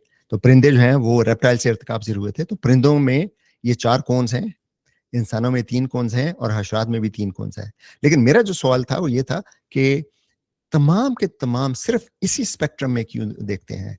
यानी कोई अल्ट्रा वायलेट की बात करें तो ये यहाँ पे जो है ना वेवलेंथ दिखाई गई है, तो इस तरफ जाएं तो कम वेवलेंथ होगी, ज्यादा फ्रीक्वेंसी होगी। अगर हम लेफ्ट साइड पे जाएं तो जहाँ पे अल्ट्रा वायलेट होगी, फिर गैमा रेज होंगी, एक्स रेज होंगी। तो एक्सरे विजन किसी का क्यों नहीं है? कोई जानवर ऐसा नहीं है जो एक्सरे को देख सके, कोई जानवर ऐसा नहीं है जो रेडियो वेव्स को देख सके। तो उसकी एक बहुत बड़ी वजह है। एक तो वजह यह है कि सूरज का स्पेक्ट्रम, उसमें सबसे ज्यादा एनर्जी इस रेंज में है, राइट? ये सूरज का स्पेक्ट्रम है, ये इंफ्रारेड है, ये अल्ट्रा वायलेट है। तो ऑलमोस्ट लाइक 90% एनर्जी जो है वो इस रेंज में है। तो इट मेक सेंस कि इर्तिका जानवरों में वही काबिलियत पैदा करेगा जहां पे उसे बहुत सारे फोटॉन्स मिल रहे होंगे। तो ये जो थोड़ी बहुत वेरिएशन है वो हमने अभी स्टडी किया था कि उसकी वजह क्यों है, लेकिन बेसिकली सूरज का स्पेक्ट्रम सबसे ज्यादा एनर्जी यही है। इसलिए ये बैंड है जिसमें तमाम जानवर जो यानी इंसानों से दूर दूर तक उनका यानी करोड़ साल पहले से अजदाद अलग हैं, उनमें वही फ्रीक्वेंसी रेंज है। तो हमने पहले बात की थी कि ऑप्सिन्स एक प्रोटीन जो इवॉल्व हुई थी और उसके बाद फिर उसमें म्यूटेशंस हुई। अच्छा, दूसरी बात जो ये है कि बिलफर्स सूरज की रोशनी की का स्पेक्ट्रम अल्ट्रावायलेट की तरफ ज्यादा एनर्जी होती और उसके बाद यानी एक्सरेज की तरफ ज्यादा एनर्जी होती। तो क्या फिर यहाँ पे जमीन पर जानवरों में एक्सरे विजन पैदा होता? गालिबन नहीं। उसकी वजह क्या है कि एक्सरे की वेवलेंथ इतनी कम होती है कि जो हमारे जिस्म में मॉलिक्यूल्स हैं, जैसे डीएनए है या आरएनए है या प्रोटीन्स हैं, जितने भी मैक्रो मॉलिक्यूल्स हैं, उनमें जो बॉन्ड्स होते हैं उनकी जो लेंथ है, एक्सरे की वेवलेंथ उन बॉन्ड्स की लेंथ के बराबर होती है, यानी उसी रेंज में होती है। इसका मतलब क्या है कि एक्सरेज उन बॉन्ड्स में एब्जॉर्ब होकर उन बॉन्ड्स को तोड़ सकती हैं। तो एक्सरे जो है उसको हम कहते हैं ionising wave, right? Ionising wave वो हैं जो बॉन्ड्स को तोड़ सकती हैं। तो वो हमारे लिए बहुत, यानी हमारे का मतलब तमाम हयात के लिए, हर किस्म की जिंदगी के लिए बहुत खतरनाक है। इसलिए अल्ट्रा वायलेट के भी जो हायर फ्रीक्वेंसी बैंड है उसमें विजन किसी का नहीं है। लोअर फ्रीक्वेंसी बैंड जो है उनमें ये जो है, जैसे ये हशरात और परिंदे, ये किसी हद तक अल्ट्रा वायलेट देख सकते हैं। ये वो रेंज है अल्ट्रा वायलेट की जो इंसान नहीं देख सकते। पिछले दफा मैंने शायद आपको बात की थी कि मेरा एक आंख में लेंस मसनूई लगा क्योंकि कैटरैक्ट्स की सर्जरी हुई थी। तो मेरी दाईं आंख अल्ट्रा वायलेट को थोड़ा बहुत देख सकती है, क्योंकि मैंने शायद जिक्र किया था कि हमारा जो कॉर्निया है वो अल्ट्रा वायलेट को एब्जॉर्ब करता है, वो अंदर नहीं जाने देता। और उसकी वजह शायद यही है कि अल्ट्रा वायलेट जो है वो निस्बतन ज़्यादा नुकसानदेह होती हैं। और कॉर्निया में भी जो ओपेकनेस आ जाती है उम्र के साथ, वो इसी वजह से आती है कि अल्ट्रा वायलेट की वजह से। तो जो लोग सारा दिन धूप में चलते हैं, जो धूप की ऐनक नहीं लगाते, उनमें उधेड़ उम्र में कॉर्निया का ओपेक हो जाना ये बहुत बहुत आम है। चलें, ये एक सवाल था। उम्मीद है आपको इसकी अब ये समझ आ गई होगी कि तमाम जानवरों में विजन जो है वो इसी रेंज में क्यों होता है, क्योंकि सूरज की एनर्जी ज्यादातर इसी रेंज में है। अच्छा, एक सवाल ये जो बहुत अहम है, इसका ताल्लुक न्यूरो साइंस से है। अभी हमने न्यूरो साइंस पे बात की थी। Why don't we feel or see or blink? आपको पता है कि हम आंखें झपकते हैं, राइट? इंसान तकरीबन अपने जाग रहा होता है तो 5 से 10% टाइम जो है वो हम आंखें बंद किए होते हैं, और आम तौर पर 15 से 20 दफ़ा 1 मिनट में हम आंखें झपकते हैं। मेरी आदत है, मैं ज़्यादा आंखें झपकता हूँ, पलकें झपकता हूँ, लेकिन आम तौर पर 15 से 20 दफ़ा झपकते हैं। और पिछली दफ़ा हमने जब आंखों की इर्तिका पर बात की थी तो ये भी बात की थी कि हमारी पलकें क्यों होती हैं, हम पलकें क्यों झपकते हैं, क्योंकि आंखों का इर्तिका पानी में हुआ था, आंखों को नमी की जरूरत है, नमी के बगैर ये काम नहीं करती, तो इसलिए हम पलकें झपकते हैं। लेकिन अब ये है कि जब हम पलक झपकते हैं तो उतने अरसे के लिए समझ लीजिए कि फ्यू 100 माइक्रोसेकंड्स के लिए हमारा व्यू तो ब्लॉक हो जाता है, रोशनी तो अब नहीं आ रही जब तक हमारे पलक बंद है, राइट। तो हमें कभी ये महसूस नहीं होता, हमें यानी हम आईने में देख के हम देख सकते हैं कि हम पलके झपक रहे हैं, लेकिन हमें कभी ऐसा नहीं होता। जैसे अगर कोई आंख पे पर्दा लगाए थोड़ी देर के लिए फिर हटा ले तो हमें साफ पता चलता है कि आंख के पर्दा आया था फिर हट गया, लेकिन पलकों का झपकना जो हमें कभी नजर नहीं आता। और उसकी वजह ये है कि पलक झपकने का जो टाइम है वो तकरीबन 100 से 300 मिली सेकेंड होता है आमतौर पे। यानी अक्सर जो नौजवान हैं उनमें पलक झपकने का प्रोसेस तेज होता है, बुजुर्ग अफराद में थोड़ा स्लो हो जाता है। और आपको ये भी पता है कि हमारा दिमाग एक प्रिडिक्शन मशीन है। जो पलक झपकने का जो प्रोसेस है ये लाशऊरी तौर पर दिमाग पैदा कर रहा है, राइट। यहाँ पलक खुद खुद ब खुद नहीं झपकती, आंख में बकायदा एक वो है टाइमर है जो झपकने के वक्त को प्रिडिक्ट करता है कि इस वक्त झपकना है, और फिर वो सिग्नल पैदा करता है जिससे पलकें बंद होती हैं फिर खुलती हैं।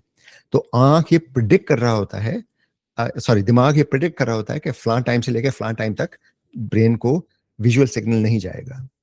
अच्छा, अब यह है कि एक तो हमारा जो पर्दा बसारत है उसकी अपनी परसिस्टेंस है। परसिस्टेंस का मतलब यह है कि उस पे अगर रोशनी खत्म हो जाए तो कुछ देर तक वो इमेज कायम रहता है, राइट। ये तो आप आसानी से तजुर्बा कर सकते हैं कि रात के वक्त अगर आप बिल्कुल पिच डार्क हो उसमें आप अपना फोन स्क्रीन जो है वो बहुत ज्यादा ब्राइट करके फोन की तरफ देखें थोड़ी देर, उसके बाद उसको बंद करके देखें आप इधर उधर, तो आपको अपने विजन के फील्ड में एक बिल्कुल जो आपके फोन की स्क्रीन का एक इमेज आपको अभी तक वो डार्क नजर आ रहा होगा बाकी इर्द गिर्द के माहौल की निस्बत। तो उसकी वजह यही है कि वो इमेज थोड़ी देर के लिए कायम रहता है, और वो आहिस्ता आहिस्ता फिर वो जो हमने बात की थी जब फोटोन पड़ता है ऑप्सिन प्रोटीन पे तो वो उसकी कंफर्मेशन चेंज होती है और कुछ देर बाद वो वापस आती है। तो जब तक वो प्रोटीन वापस अपनी ओरिजिनल हालत में नहीं आएगी तब तक वो इमेज कायम रहेगा, राइट। तो एक तो वजह ये है, लेकिन वो ड्यूरेशन 300 मिलीसेकंड नहीं है, इससे बहुत कम है। तो दरअसल ये दिमाग जो विजुअल प्रोसेसिंग करता है वो कॉम्पनसेट कर रहा होता है इसको ब्लिंक को, यानी आपको जो शौरी तजर्बा दिमाग फराहम कर रहा है वो शौरी तजर्बा जो है वो ब्लिंक को फिल्टर कर रहा होता है। तो अगर आप 300 मिलीसेकंड से ज्यादा देर तक ब्लिंक करें, शौरी तौर पर आंख बंद करके खोलें, तो तब आपको एहसास होगा कि ये आंख बंद हुई है फिर खुली है। लेकिन उस क्योंकि ये अरसा इतना बड़ा है कि दिमाग फिर उसको मास्क नहीं, इसको मास्किंग कहते हैं। बहुत से सिग्नल ऐसे आते हैं जिनको दिमाग खुद ही मास्क कर देता है। ऑडियो प्रोसेसिंग में भी, ऑडियो में भी बहुत से ऐसे सिग्नल होते हैं जिनको दिमाग मास्क कर देता है। वो ऑडियो स्ट्रीम में होते हैं लेकिन आपको सुनाई नहीं देते। वो एक अलग बात है, जब हम ऑडियो की बात करेंगे तो शायद मौका मिले उस पर भी बात करने का। तो हम अपनी पलक झपकने का एहसास खुद इसलिए नहीं करते कि हमारे दिमाग को पहले से पता होता है कि फलां टाइम से फलां टाइम तक हम पलक झपकेंगे, और दिमाग जो पहले से इमेज बन चुका है उसको परसिस्ट करता है हमारे शौरी तजर्बे में। अच्छा जी, इस पे अगर कोई सवाल हो तो सवाल जवाब का जब टाइम आएगा तो इंशाल्लाह इस पे मजीद बात करेंगे। उसके बाद हमने बात की थी कि हमारी आंखों में दोनों आंखों के पर्दा बसारे में एक सुराख होता है जिससे ऑप्टिक नर्व आई बॉल से निकल के दिमाग तक जाती है, राइट। हमने बात की थी कि हमारा जो पर्दा बसारत है वो दरअसल उल्टा है, which is not a very good design. कैमरे के लिए ऐसा डिजाइन नहीं होता। इसके बरक्स जो मोलस्क हैं, ऑक्टोपस वगैरह, उनकी आंख में पर्दा बसारत के पीछे ये न्यूरॉन्स होते हैं, उनके पीछे नर्व्स होते हैं, तो उनको ब्लाइंड स्पॉट की जरूरत नहीं होती, उनमें ब्लाइंड स्पॉट नहीं होता, राइट। इंसानों में और तमाम वर्टेब्रेट्स में आंखों में ब्लाइंड स्पॉट होता है। अच्छा, अब ब्लाइंड स्पॉट जहां पे है वहां पे कोई आई यानी वो नहीं है, सेंसर नहीं है, वहां पे कोई ऑप्शन नहीं है, वहां पे कोई रॉड या कोन नहीं है। तो वहां पे जो इमेज बन रहा है वो हमारे पर्दा बसारत में हमें सुराख नजर आने चाहिए काले काले, राइट, जहां पे कुछ नहीं है। लेकिन ऐसा नहीं होता, राइट। हम तजुर्बा करके हम बाज़ औक़ात ये ब्लाइंड स्पॉट अपना फाइंड कर सकते हैं। ये जो यहाँ मैंने दिखाया हुआ है, अगर आप एक आंख बंद करें, अभी अगर आप तजर्बा करें, एक आंख बंद करें और फिर थोड़ा आगे पीछे हो, तो एक स्टेज ऐसे आएगी जिसमें अगर आप इस पे फोकस करके रखें, इस क्रॉस पे फोकस करके रखें नजर को, और डिस्टेंस बढ़ाएं अपने फोन का, तो एक जगह ऐसे आएगी जहां पे आपको ये काला जो ये डॉट है ये नजर आना बंद हो जाएगा। वो हमारा ब्लाइंड स्पॉट है। लेकिन दोनों आंखें खुली रखें तो फिर ये ब्लाइंड स्पॉट नजर नहीं आता। एक आंख से भी बाज़ औक़ात हमें एहसास नहीं होता कि हमारा कहीं ब्लाइंड स्पॉट है, वो देखने से यानी तलाश करने से मिलता है। तो ये भी एक तो वजह ये है कि दोनों आंखों के ब्लाइंड स्पॉट्स आइडेंटिकल नहीं है। यानी वो अगर हम सीन की बात करें तो दोनों आंखों को मिलाकर जो सीन बन रहा है उसमें एक आंख का ब्लाइंड स्पॉट जहां पे बन रहा है, दूसरे आंख में वहां बाकायदा सेंसर्स मौजूद हैं, और इस आंख में जो ब्लाइंड स्पॉट बन रहा है उसकी जगह यानी इस जगह पर इस दूसरी आंख में वो सेंसर्स मौजूद है, राइट। तो ब्लाइंड स्पॉट्स दोनों आंखों से देखें तो कभी वो हमें नजर नहीं आता, सिंगल आंख से देखें तो वो नजर आता है। तो न सिर्फ दोनों आंखों में जो ब्लाइंड स्पॉट है वो ओवरलैप नहीं है उसमें, इसलिए हमें नजर नहीं आता, एक आंख से देखें हम तब भी अक्सर ब्लाइंड स्पॉट नजर नहीं आता, क्योंकि दिमाग एक्टिवली उस ब्लाइंड स्पॉट को हाइड करने की कोशिश कर रहा होता है। यानी अब हम तजर्बों से जानते हैं कि दिमाग को पहले से पता है कि इस एक आंख बंद करके अगर हम देखें कि इस इमेज में आंख का जो ब्लाइंड स्पॉट है वह कहां पे है, उस ब्लाइंड स्पॉट में दिमाग खुद से वो सीन भर देता है जो उस ब्लाइंड स्पॉट के इर्द गिर्द है। और ये बहुत से तजुर्बात से साइंसदान ये बाकायदा साबित कर चुके हैं कि दिमाग ये प्रिडिक्ट कर रहा होता है कि जिस जगह ब्लाइंड स्पॉट है वहां पे क्या इमेज होना चाहिए था, और वो इमेज वहां पे क्रिएट करता है।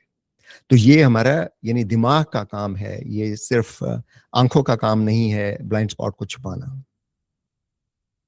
अच्छा, अगला सवाल, ये एक बहुत आम एक मिसकंसेप्शन है कि इंसानी आंख की रेजोल्यूशन 756 मेगापिक्सल होती है। पहले तो बात है कि ये आइडिया ही गलत है, आंख जो है वो एनालॉग है, वो डिजिटल नहीं है, इसलिए पिक्सल का तस्वुर ही गलत है। पिक्सल डिजिटल जो सेंसर होता है उसके लिए ये टर्म डिफाइन की गई थी। डिजिटल सेंसर को अगर आप देखें तो वो एक रेक्टेंगुलर फॉर्म में होता है, मुझे शायद यहाँ पे उसकी तस्वीर देनी चाहिए थी डिजिटल इमेज सेंसर की, और उनमें हर जगह सेंसर की रेजोल्यूशन और सेंसर का साइज बिल्कुल एक सा होता है, हर सेंसर की रेजोल्यूशन एक सी होती है।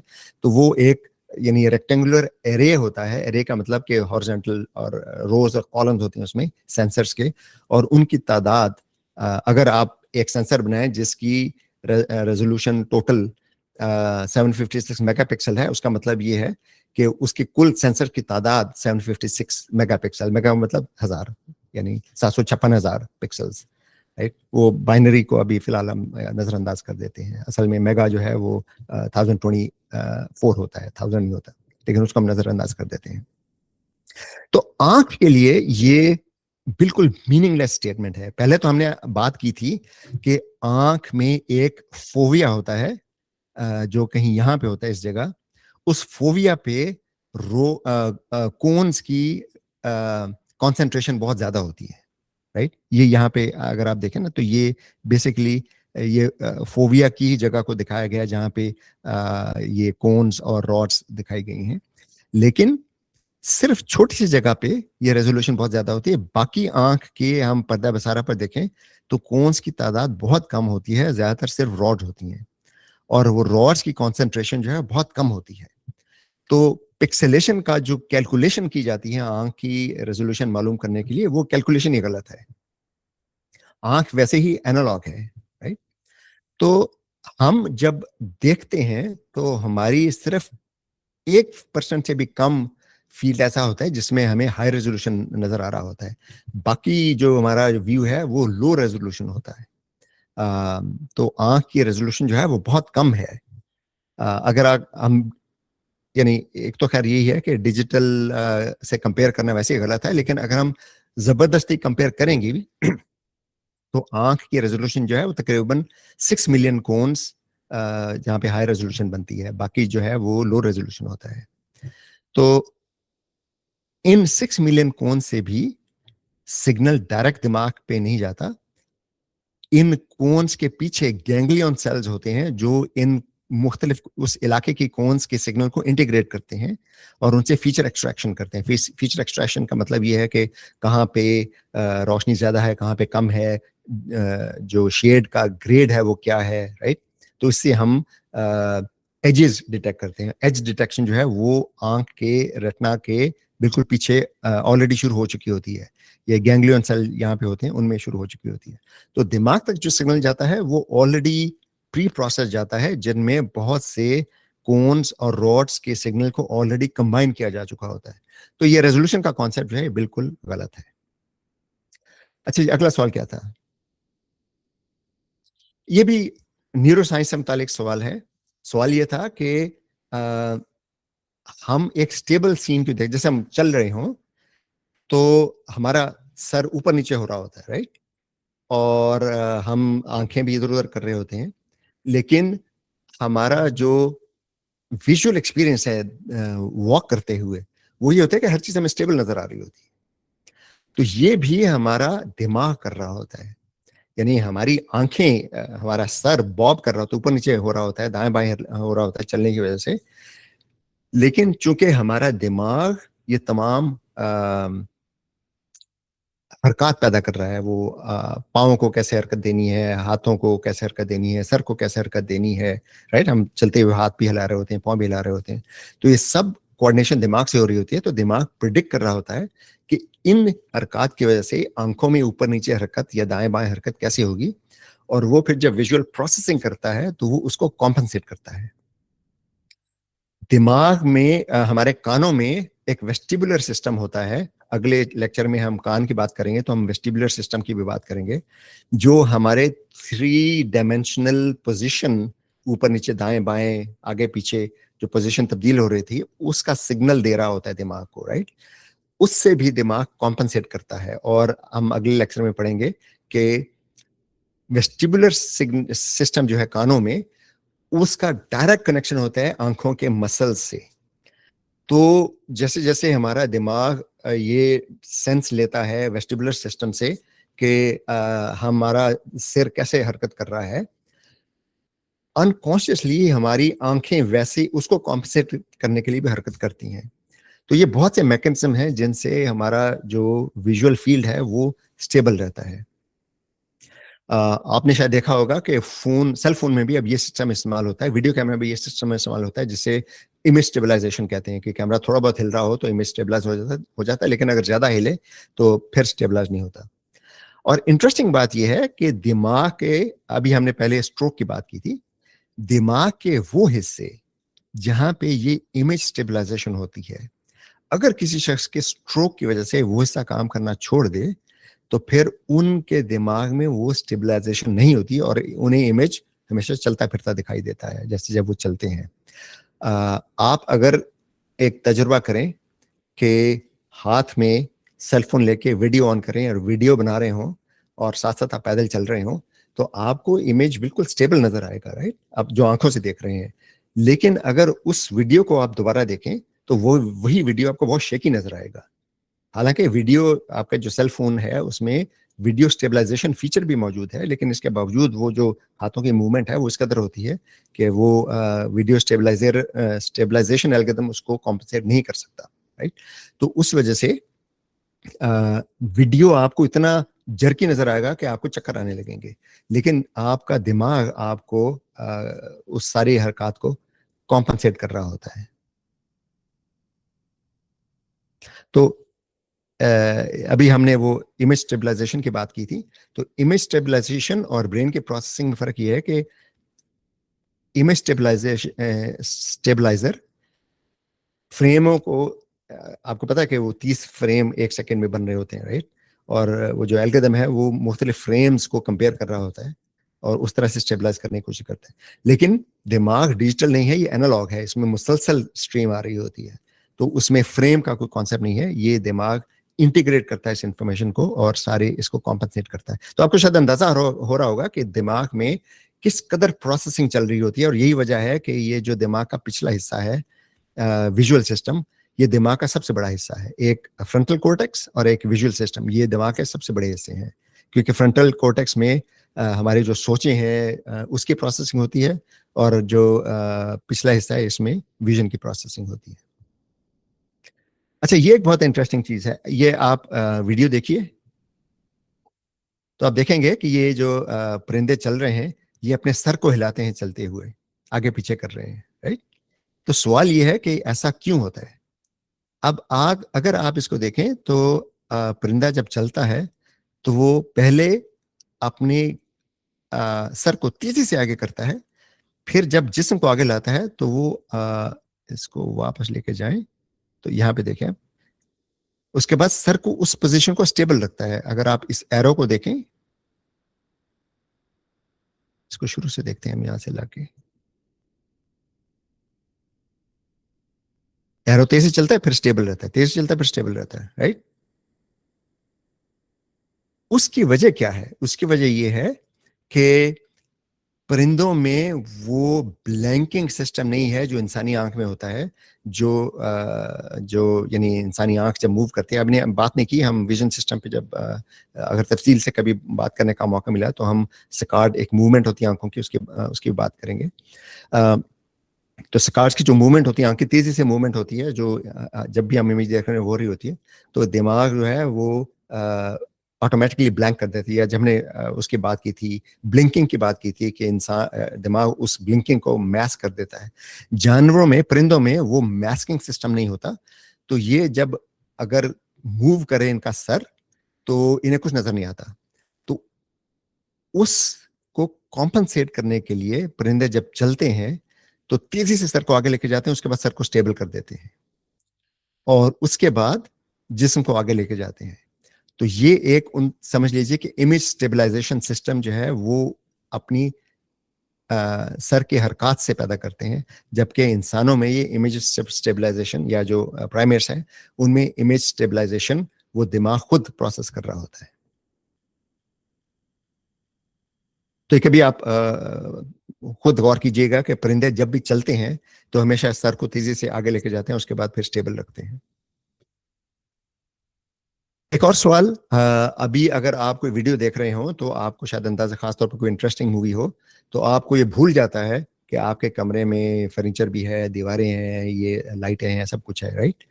ये ऐसा क्यों होता है कि जब हम किसी चीज पे फोकस कर रहे हो तो इर्द गिर्द की चीजों को हम नोटिस नहीं करते।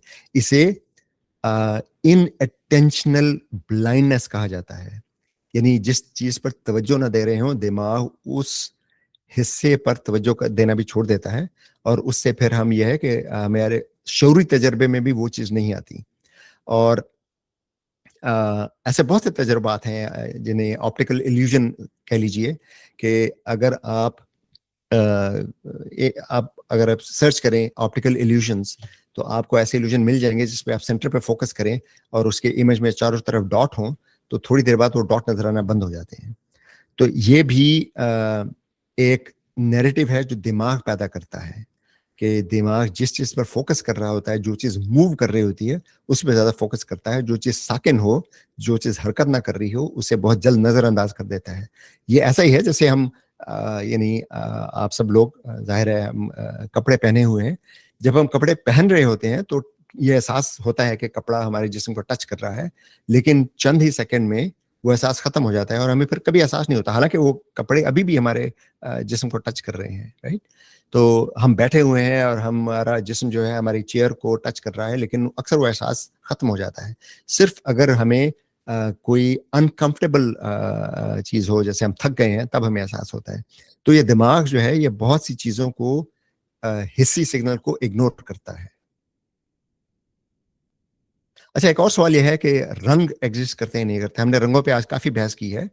तो रंगों का एहसास दिमाग पैदा करता है, रियलिटी में रंग नहीं है कोई।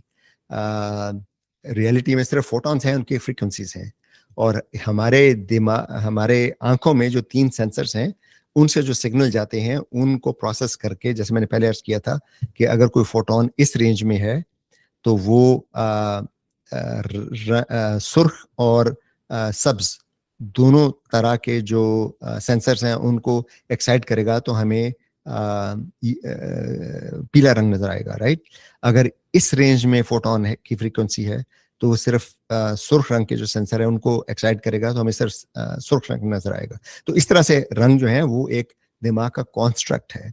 तो अगर आप ये जो मैंने इमेज बनाई है देखें, तो अगर मैं ये कहूं तो आप शायद यकीन नहीं करेंगे कि ये जो ए का ब्लॉक है इसका जो पीछे रंग है और ये जो बी ब्लॉक है इसके पीछे का रंग है, ये एग्जैक्टली सेम रंग है, इनमें कोई फर्क नहीं है, इनका शेड बिल्कुल एक जैसा है। लेकिन हमारा दिमाग हमें ये बता रहा है कि ये जो शेड है ए के पीछे ये बहुत हल्का है और बी के पीछे शेड बहुत तेज है। आप अगर तमाम इनको कवर करके सिर्फ ए और बी वाले बॉक्सेस को एक्सपोज रखें, बाकी सबको कवर कर लें, तो आप खुद देख सकते हैं कि इनका शेड बिल्कुल एक सा है। तो ये रंगों का कॉन्सेप्ट जो है ये दिमाग पैदा करता है, ये रियलिटी में रंग नहीं है। इसी तरह ये सवाल है कि हम चीज़ों को एग्जैक्टली वैसे ही देखते हैं जैसे वो हकीकत में है या मुख्तलिफ है। तो हकीकत में चीज़ों का क्या शक्ल सूरत है वो हम कभी नहीं बता सकते, हम वही बता सकते हैं जो हमारा दिमाग हमें बता रहा होता है, राइट। तो हमारा दिमाग स्पेक्ट्रम जो है इलेक्ट्रोमैग्नेटिक स्पेक्ट्रम उसका बहुत छोटा सा हिस्सा देख रहा है, और उसमें भी हमें अभी देखा था कि रंगों की जो तखसीस है उसके लिए छोटे छोटे हमारे जैसे हमने ये देखा था कि ग्रीन और रेड का आपस में बहुत ओवरलैप है।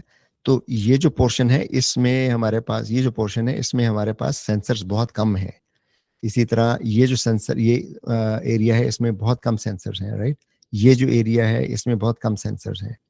तो ये बहुत कम हिस्सा है, और ये अगर आप पूरा इलेक्ट्रोमैग्नेटिक स्पेक्ट्रम देखें तो उसका जो विजिबल स्पेक्ट्रम है वो 0.01% से भी कम है। तो ये हमारा यानी हिस्सी तजुर्बा है, सिर्फ इस रेंज में है, उसके बाहर जो है उसका हमें कुछ पता नहीं, राइट। तो इस हिस्सी तजुर्बे से इंसान का दिमाग एक इंटरनल मॉडल क्रिएट करता है जिसे हम शऊरी तजर्बा कहते हैं, और उसे हम रियलिटी समझते हैं। तो रियलिटी जो है वो ब्रेन पैदा कर रहा है। तो यही वजह है कि ये बहुत, आपको शायद याद होगा 2-3 साल पहले ये बहुत मशहूर हुआ था। ये इस ड्रेस के रंग क्या है, मुख्तलिफ लोग इस ड्रेस का रंग मुख्तलिफ बताते हैं। उसकी वजह है कि अंदरूनी तजर्बे लोगों के मुख्तलिफ होते हैं। अच्छा, एक और चीज कि हमारी आंखों पे जो इमेज बनता है वो तो फ्लैट बनता है और अपसाइड डाउन होता है, तो फिर हमें 3D चीजें क्यों नजर आती हैं? तो ये भी हमारा दिमाग एक एस्टिमेट कर रहा होता है। तो हम अब वो शॉर्टकट जानते हैं जो दिमाग पैदा कर रहा होता है। तो अब ये कमरा अगर आप देखें, इसमें एक ही शख्स है जो कमरे में 3 मुख्तलिफ जगहों पर खड़ा है, लेकिन हमें ये लग रहा है कि ये इंसान बहुत छोटा है, ये इंसान दरमियाने कद का, ये बहुत लंबा है। हालांकि तीनों एक ही शख्स हैं, इन्होंने एक ही शख्स ने मुख्तलिफ औकात पे ये एक्सपोज की है पिक्चर। और कैमरे से अगर हम हट के हम रियलिटी में देखें तो ये कमरा जो है ये रेक्टेंगुलर नहीं है, इसकी शेप ऐसी है, यानी ये वाला जो हिस्सा है ये कैमरे के बहुत नजदीक है, इसलिए वही शख्स जब यहाँ पे आता है तो वो बड़ा लगता है। ये इमेज अगर आप देखें तो असल में इन तीनों कारों का साइज, इमेज का साइज बिल्कुल एक जैसा है। आप अगर मैं आज के लेक्चर के बाद ये इसकी पीडीएफ में शेयर करूंगा आपके साथ, तो आप खुद मेजर करके देख लीजिएगा कि जो साइज इस कार का है एन वही साइज इस कार का है, एन वही साइज इस कार का है। लेकिन हमें देखने में लगता है कि ये कार बड़ी है, ये छोटी है, ये उससे सबसे छोटी है। तो वो एक पर्सपेक्टिव की वजह से हमारा दिमाग ये गेस कर रहा है कि ये दूर कार खड़ी है, ये इसी साइज की नजर आ रही है, इसका लाजमी मतलब ये है कि ये कार बड़ी होगी, राइट। क्योंकि आमतौर पर ये होता है कि एक ही साइज की चीजें दूर हों तो छोटी नजर आती हैं। चलें जी, तो ये हमारा आज का लेक्चर था। तो बॉटम लाइन यही है कि आंख जो है वो ऑप्शंस का इर्तिका या ऑप्शंस बनाने वाले जो जीन्स थे उनका इर्तिका 3 अरब साल पहले हुआ था। उसके बाद म्यूटेशंस की वजह से उन जीन्स में डुप्लीकेशन हुई और उसमें उससे हमें रंग नजर आने लगे। और आंख का जो इर्तिका है वो पहले एक फ्लैट सरफेस थी, फिर म्यूटेशन की वजह से तब्दीली आई तो उसमें एक डिंपल बना, फिर उस डिंपल में एक पूरा एक वो होल बना, पिन होल, फिर उस पिन होल पे एक कवर बन गया जिससे वो प्रिमिटिव लेंस बना, और फिर वो कॉर्निया और लेंस बना, और जो जदीद आंख थी वो बनी। तो ये आज का लेक्चर था, इस लेक्चर को आज ख़त्म करते हैं। तो अगर आपके जहन में कोई सवाल है तो वो ज़रूर कीजिए।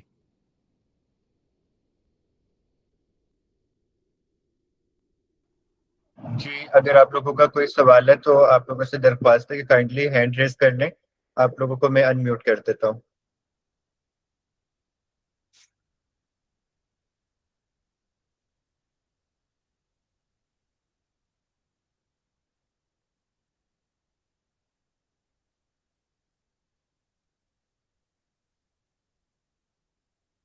तो जब तक हम सवाल इकट्ठा कर रहे हैं, मैं आपको थोड़ा सा रिमाइंड करा दूं कि इंशाल्लाह इस लेक्चर के बाद ये जो विजन का लेक्चर था इसकी फॉइल जो है उसकी पीडीएफ में बना के अपलोड कर दूंगा साइंस की दुनिया पे भी, और हमारा जो व्हाट्सएप चैनल है उस पर भी।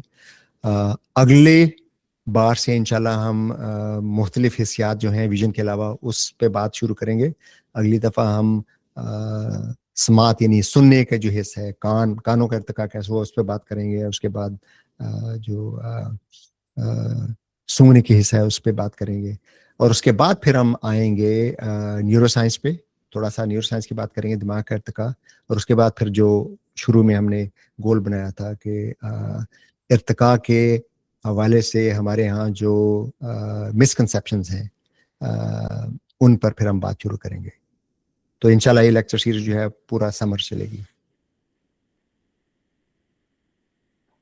जी, हाफिज मोहम्मद साहब, मेरी आपसे दरख्वास्त है कि आप काइंडली अपने आप को अनम्यूट कीजिए और अपना सवाल पूछिए।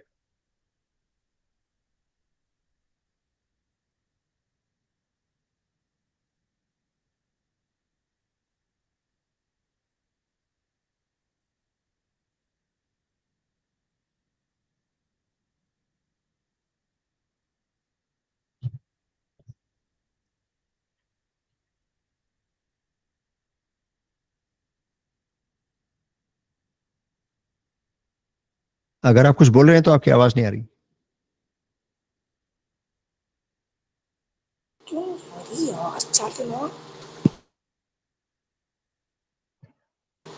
अस्सलाम वालेकुम सर। वालेकुम अस्सलाम। मेरी आवाज़ आ रही है? जी जी बोलिए, सवाल कीजिए।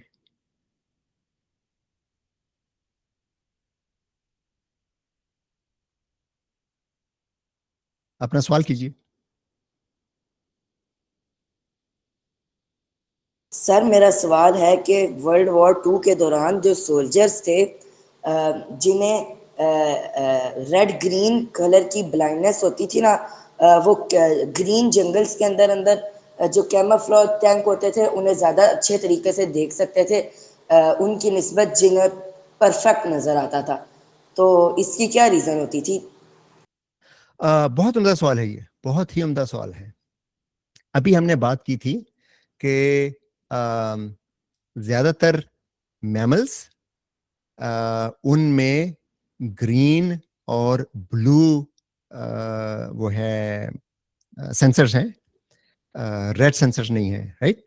आप अगर मिसाल के तौर पर बंगाल टाइगर को देखें, तो हम अगर बंगाल टाइगर को देखें तो हमें ऑरेंज और ब्लैक स्ट्राइप्स नजर आती हैं, और वो सब्ज रंग का जो बैकग्राउंड है उस पर साफ नजर आता है।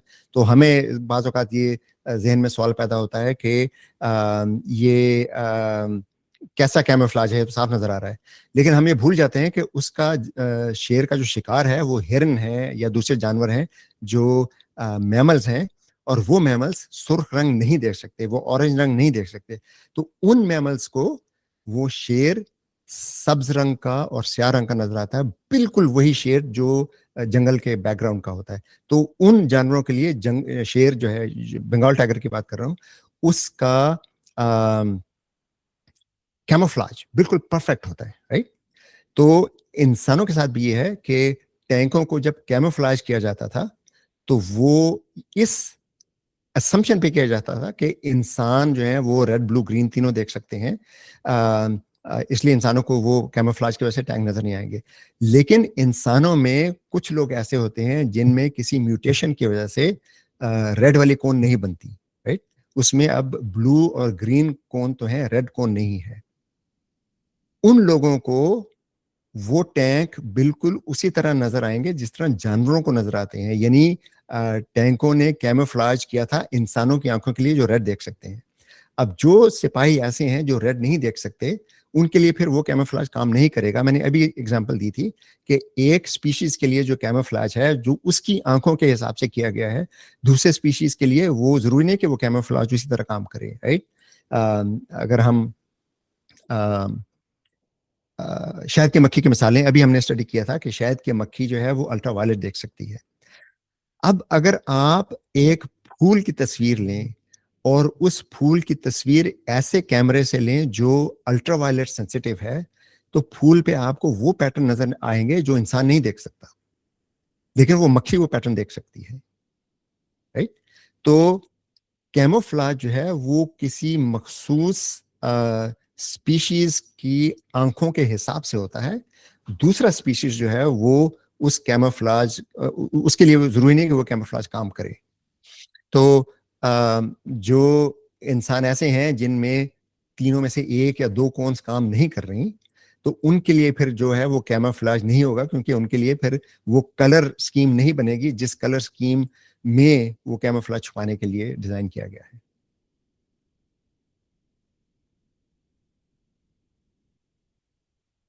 अगला सवाल।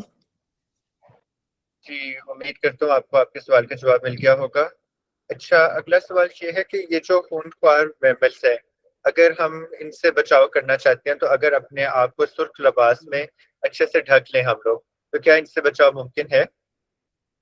सवाल का पहले से दोहरा दीजिए आप, थोड़ा ब्रेक हो रहा था सिग्नल। जी, ये जो खूंखार मैमल्स हैं, अगर इनसे बचाव के लिए हम अपने आप को सुर्ख लिबास में अच्छे से ढक लें, तो क्या इनसे बचाव मुमकिन है?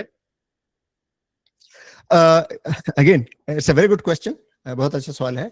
लेकिन हम ये भूल जाते हैं कि खूंखार जानवर सिर्फ बसारत पर इन्हिसार नहीं करते, राइट। हमने अभी ये डिस्कस किया था कि ज्यादातर मैमल्स की नजर बहुत ज्यादा अच्छी नहीं है। सिर्फ प्राइमेट्स हैं ऐसे जिनकी नजर मैमल्स में बहुत अच्छी है, वरना परिंदों की नजर मैमल्स की निस्बत बहुत अच्छी होती है। मैमल्स सिर्फ नजर पर भरोसा नहीं करते, भरोसा करते हैं लेकिन सिर्फ नजर पर भरोसा नहीं करते। उसके अलावा मैमल्स में अक्सर की स्मेल की सेंस जो है वो इंसानों से कई गुना बेहतर होती है। आपको पता है, जिन लोगों ने कुत्ते पाल रखे हैं उन्हें बिल्कुल साफ अंदाजा है कि कुत्तों की सेंस ऑफ स्मेल इंसान से हजारों गुना बेहतर है। और वो इसलिए कि कुत्ते नजर पर इन्हिसार नहीं करते। कुत्ते ज्यादातर जो है वो शनाख्त करते हैं अपने मालिक की, अपने दोस्तों की, अपने कबीले की, शिकार की, दुश्मन की, खतरे की, वो ज्यादातर बू से करते हैं।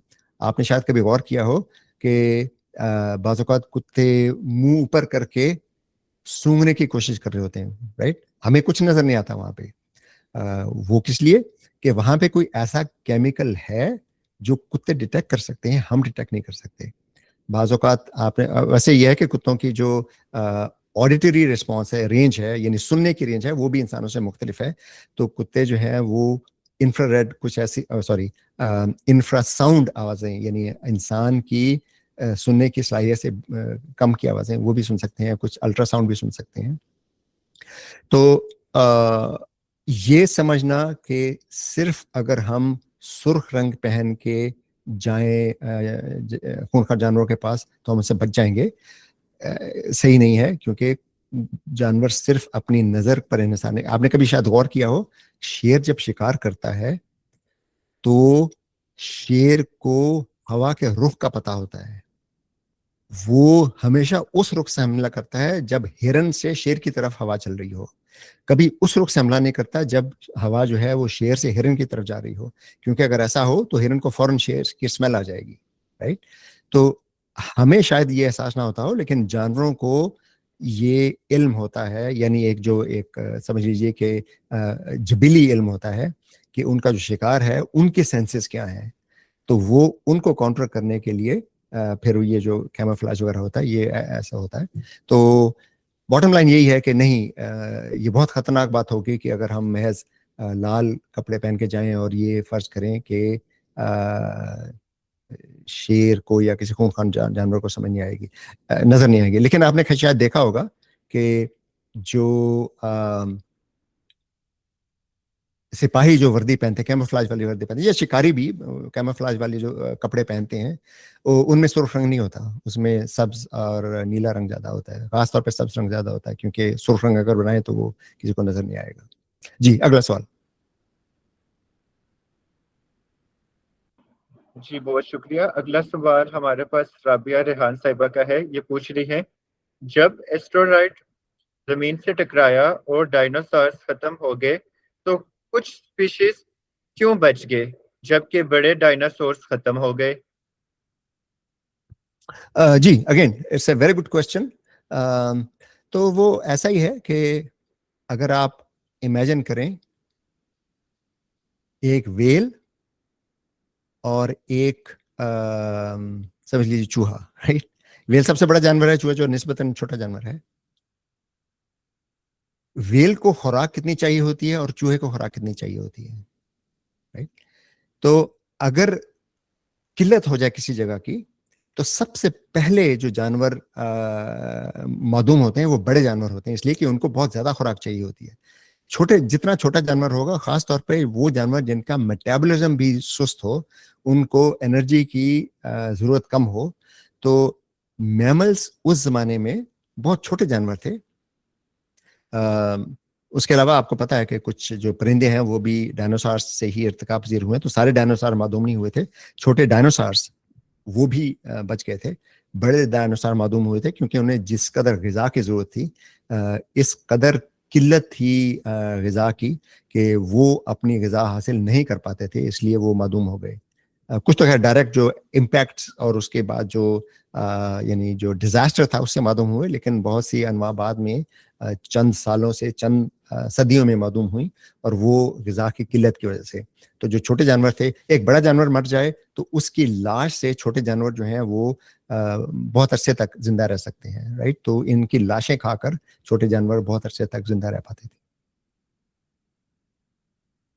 अगला सवाल। जी सर, ये हमारा आज का आखिरी सवाल था राबिया रेहान साहिबा का। तो बहुत शुक्रिया, आप लोगों ने तवज्जो से मेरे लेक्चर को सुना। सवालात के बहुत उम्दा सवालात थे इस दफ़ा भी, और मेरी आपसे दरख्वास्त है कि अपने अहबाब से इस लेक्चर सीरीज़ का जिक्र कीजिए, उनसे भी ज्वाइन करने की रिक्वेस्ट कीजिए, क्योंकि हमारे यहाँ इर्तिका के बारे में बहुत ज़्यादा गलत इन्फॉर्मेशन फैलाई जाती है, और ये एक इंतहाई खूबसूरत, इंतहाई जामे तस्वुर है जिससे हमें ज़िंदगी को और अनवा को समझने का मौका मिलता है। और हमें आप अगर इर्तिका को पढ़ें, इस कदर हैरत होती है कि फितरत किस तरह से जिंदा रहने के नए नए रास्ते तलाश करती है। हालांकि फितरत में कोई जहानत नहीं है, ये एक जो अर्ज है जिंदा रहने की, यानी बका की जो एक वो है ख्वाहिश तो नहीं कहना चाहिए ये, लेकिन ज़रूरत है यानी अनवा को अपनी अगली नस्ल पैदा करने की। तो ये किस तरह से जानवरों में कंपटीशन पैदा करती है, और अनवा कैसे पैदा होती हैं, ये बहुत फैसिनेटिंग सब्जेक्ट है। आपको इल्म है कि मेरा फील्ड इंजीनियरिंग है, लेकिन मैं जितना बायोलॉजी को स्टडी करता हूँ उतनी ही मेरी फैसिनेशन बायोलॉजी से बढ़ती जाती है। तो बहरहाल आपका बहुत बहुत शुक्रिया, अपना ख्याल रखिएगा। इंशाल्लाह अगले हफ्ते फिर मुलाकात होगी, और अगले हफ्ते हम बात करेंगे कि समात यानी सुनने की हिस्स, कानों का इर्तिका कैसे हुआ। अपना ख्याल रखिएगा, बहुत शुक्रिया, खुदा हाफिज।